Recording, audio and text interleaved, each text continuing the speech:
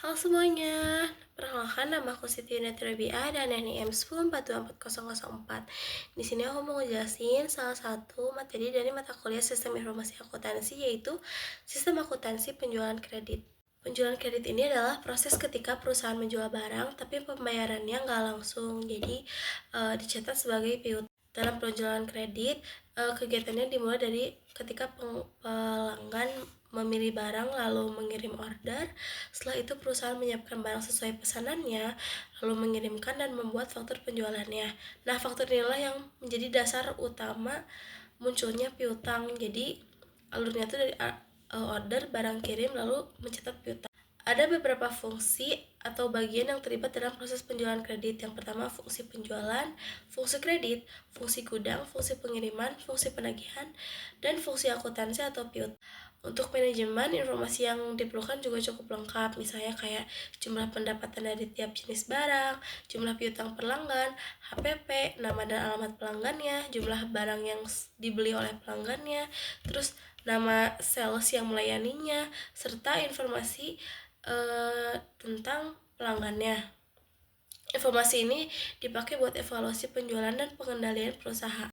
Dalam sistem penjualan kredit ada banyak dokumen yang dipakai, mulai dari surat order pengiriman atau SOP dan tembusannya, terus faktur penjualan, surat muat sebagai bukti pengiriman barang, packing slip, rekap harga, pokok penjualan, dan bukti memorial jika ada. Dokumen ini berfungsi sebagai bukti transaksi dan alat pengendalian.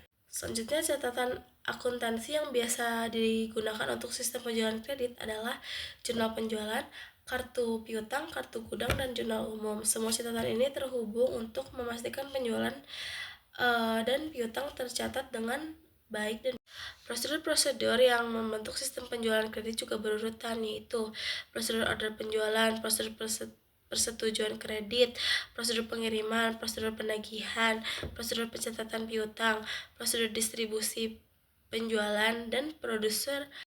Prosedur yang membentuk sistem penjualan kredit juga berurutan, yaitu prosedur order penjualan, prosedur persetujuan kredit, prosedur pengiriman, prosedur penagihan, prosedur pencatatan piutang, prosedur distribusi penjualan, dan prosedur pencatatan HPP. Prosedur ini menjelaskan bagaimana setiap bagian bekerja dari awal sampai akhir. Selanjutnya kita mau bahas nih sistem retur penjualan kredit. Kalau ada retur, prosesnya kebalik dari penjualan. Dokumen yang dipakai adalah memo kredit, lalu barang diperiksa oleh bagian penerimaan. Setelah itu retur dicatat dalam kartu ketersediaan, kartu persediaan, kartu piutang, jurnal retur penjualan, dan jurnal umum bila diperlukan. Kesimpulannya, sistem penjualan kredit itu terdiri dari alur yang jelas, mulai dari order, persetujuan kredit, pengiriman, penagihan, hingga pencatatan piutang. Semua fungsi dan dokumen saling mendukung satu sama lain supaya penjualan tetap rapi dengan aman dan bisa dipertanggungjawabkan.